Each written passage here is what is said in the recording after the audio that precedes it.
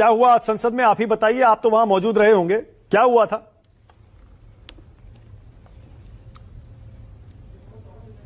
धन्यवाद मानक भाई, जय भीम। जब ये सब हुआ तो मैं आज के क्वेश्चन आंसर को पढ़ने के लिए हाउस में बैठा हुआ था। बाहर दंगल चल रहा था, सत्ता और विपक्ष के लोग अपने अपने आप को बड़ा बाबा साहब का अनुयायी दिखाने के लिए संघर्ष कर रहे थे। ये अच्छा है कि मैं अंदर बैठा था, फिर भी बाहर जय भीम के नारे लग रहे थे। मुझे कुछ वहां के कर्मचारियों ने आके बताया कि आज आपकी पार्टी के बहुत सारे सांसद आए हैं। तो मैंने कहा कि नहीं, हमारी पार्टी का तो एक ही सांसद है। तो बोले कि बहुत सारे लोग, बहुत सारे सांसद नीले पटके पहन के आए, हमने सोचा आपकी पार्टी के ही होंगे। तो मैंने कहा ठीक है, इसका मतलब बाबा साहब अम्बेडकर का विचार बहुत सभी सांसदों तक जा रहा है, बाबा साहब अम्बेडकर की स्वीकार्यता बहुत दूर तक बढ़ रही है। मैंने इस बात को सोचा, तो फिर मैंने कहा कि चलने दो, जो करना चाहते हैं, सबको लोकतंत्र में अपनी बात कहने का अधिकार है। लेकिन फिर जो बाद में अंदर पता लगा कि भाई किसी सांसद को चोट लगी है, तो वो उन सब चीजों को मैं अच्छा नहीं मानता। हम लोग तर्क से, मुंह से अपनी बात कह सकते हैं, लिखित में दे सकते हैं, अपना विरोध दर्ज करा सकते हैं, और मैं इसके लिए कौन दोषी ये भी नहीं कह सकता क्योंकि मेरी आंखों के सामने नहीं हुआ। और असल घटना क्या है ये तो आपके कैमरामैन या वहां जो लोग थे या मौके पे मौजूद सांसद थे वही बता सकते हैं। अच्छा ठीक है। क्योंकि एक हुजूम था सांसदों का, ऐसा लग रहा था कि दोनों ही पक्ष के सांसद आज बाबा साहब को समर्पित हो गए और बाबा साहब के विचार के सबसे बड़े समर्थक यही हैं, जो कि सत्य नहीं। ठीक है, ओके। तो आप फिर, ठीक है, आप वहां नहीं थे, मैं समझ सकता हूं। तो फिर ये बताइए, अमित शाह का 11 सेकंड का क्लिप निकालकर जो ये कहा जा रहा है कि उन्होंने बाबा साहब का अपमान किया, आपने वो 11 सेकंड का क्लिप देखा होगा, मैंने कल दिखाया था। आपने पूरा बयान भी देखा होगा, पूरा भाषण आपने सुना होगा, मैंने पूरा बयान भी दिखाया था।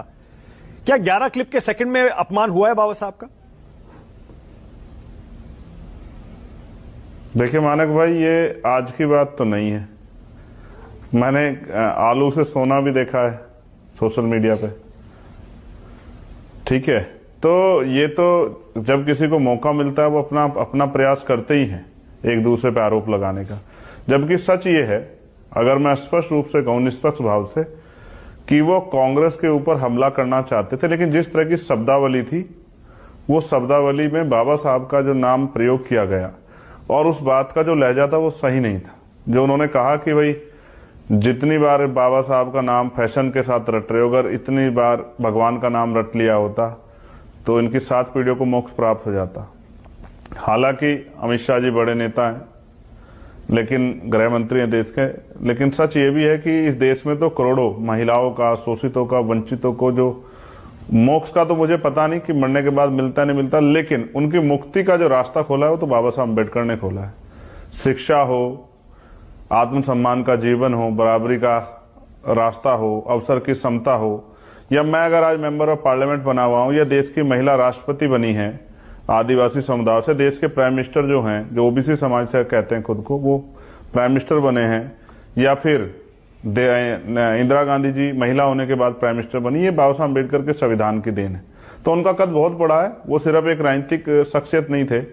इस देश में जाति है और जातिवाद आज तक भी है। जाति और जातिवाद की वजह से उनको नकारा गया है। ये अच्छी बात है कि देश आजादी के 75वें साल में आज उन पे बहुत चर्चा हो रही है, लेकिन सिर्फ वो राजनीतिक नहीं थे, वो समाज सुधारक भी थे, वो अर्थशास्त्री भी थे, वो पत्रकार भी थे, वो विधि के ज्ञाता भी थे, वो महिलाओं के मुक्तिदाता भी थे, वो नौजवानों के लिए एक आइकन भी थे। और उन्होंने जिस तरह के जीवन से वो निकल के आए और खुद को साबित किया, वो मेरे जैसे करोड़ों लोगों के लिए, वो मैं अगर ये भी कहूं कि वो भगवान के रूप में ही है तो ये भी कोई गलत नहीं होगा। ठीक है, बिल्कुल सही है। लेकिन आपको ये भी तो तय करना पड़ेगा ना, जब आप चंद्रशेखर भाई ये कहते हैं, जब आप ये कहते हैं कि नहीं मैं तो बाबा साहब को ही मानता हूं, उनका अनुयायी हूं, उन्हीं का फॉलोअर हूं, कांशीराम मेरे आइडल हैं, आदर्श हैं, और मैं उन्हीं के रास्ते पर चलता हूं, बाबा साहब के रास्ते पर चलता हूं। तो फिर ये बीजेपी और कांग्रेस में जो ये जंग छिड़ी है कि बाबा साहब किसके, इन्होंने अपमान किया, 1990 तक कांग्रेस ने उनको भारत रत्न नहीं दिया, या बीजेपी ने अपमान किया, हिंदू राष्ट्र बीजेपी चाहती है, अंबेडकर जी हिंदुत्व के खिलाफ थे। आप क्या मानते हैं, क्या दोनों ने अपमान किया बाबा साहब का? क्या बीजेपी कांग्रेस दोनों ही इस लायक नहीं है चलो कि बाबा साहब को अपना बता सके?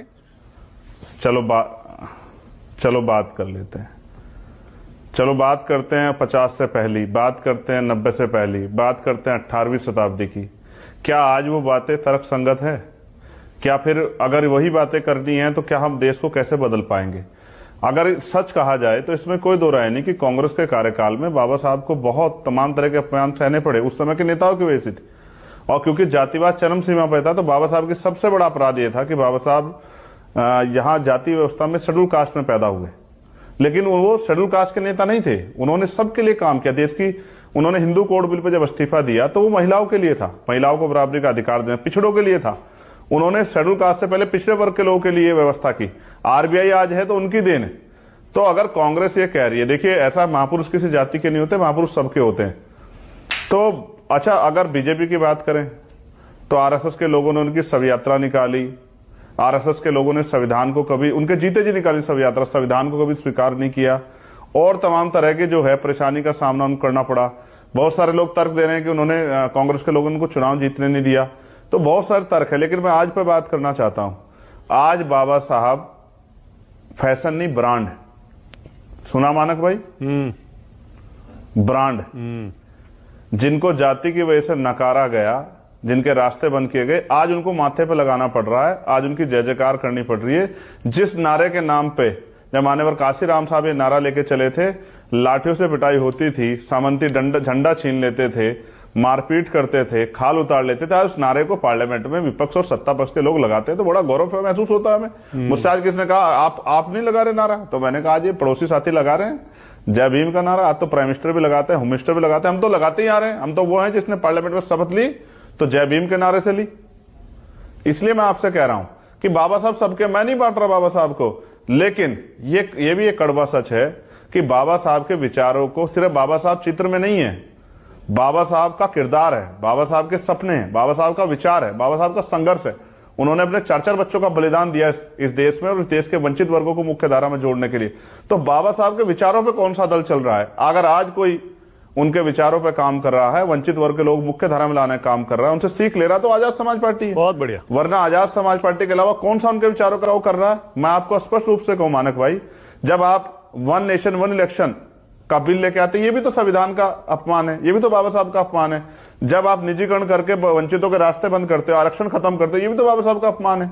जब आप जो है एंटी कॉन्स्टिट्यूशनल कोई भी काम करते हो, जब आपने आर्थिक रूप से आरक्षण दिया, संविधान में जो आरक्षण का आधार था उसकी हत्या करके संविधान का वॉल्यूशन कर, वो भी तो बाबा साहब का अपमान था। तो बाबा साहब का अपमान जो है ना, सिलेक्टिव नहीं होना चाहिए कि किसने मुंह से बोल दिया या किसने तस्वीर गिरा दी। सच ही है कि बाबा साहब के विचारों का सम्मान ही बाबा साहब का सम्मान है और बाबा साहब के विचारों का अपमान ही, संविधान का अपमान ही बाबा साहब का अपमान है। और वो तो हम होने नहीं दे सकते। उसके लिए ना हमें भाजपा की जरूरत ना कांग्रेस की जरूरत है। मैं आपको स्पष्ट रूप से कहूं, आप जानते हैं, आपने मेरे संघर्ष को देखा है, अगर किसी गांव में कोई बाबा साहब की मूर्ति को छू देता है तो पूरा वंचित वर्ग एकजुट हो जाता है। और परभनी में जो हुआ आपने देखा, और उससे पहले भी, और आपको याद है हमारे यहां तो घड़कोली में बाबा साहब की स्टैचू पे कालस लगा दी गई थी, इतना बड़ा बवाल हुआ था। हम बाबा साहब के अनुयायी हैं, भक्त नहीं है।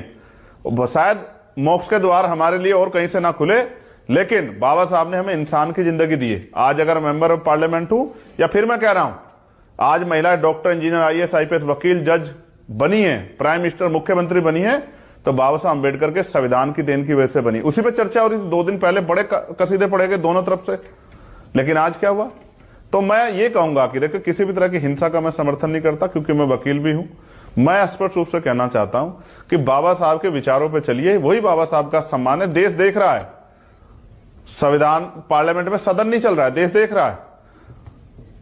और ये ताकत देखिए बाबा साहब की, मानक भाई, कि प्राइम मिनिस्टर को 6 ट्वीट करने पड़े और होम मिनिस्टर ने आके अपनी बात रखी कि भाई मेरा ये मकसद नहीं था, मेरा ये मतलब नहीं था, मेरी बात को तोड़ मोड़ के पेश किया, ये रखना पड़ा। ये बाबा साहब, और आज के समय में किसी की जरूरी, किसी के लिए मजबूरी, लेकिन बाबा साहब के बिना राजनीति नहीं हो सकती। बहुत बढ़िया, बहुत बढ़िया। आज तो इसी जो लोग नोट उनसे पे नफरत करते हैं वो भी बाबा साहब बहुत की जय बढ़िया। करते हैं। इसी नोट पे आपको थैंक यू बोल रहा हूं। धन्यवाद चंद्रशेखर आजाद, न्यूज 24 पर राष्ट्र की बात में आने के लिए। धन्यवाद बहुत-बहुत मानक धन्यवाद। भाई, थैंक यू सो आपको मच। जय भीम भी ये पार्लियामेंट में बहुत चल रहा है।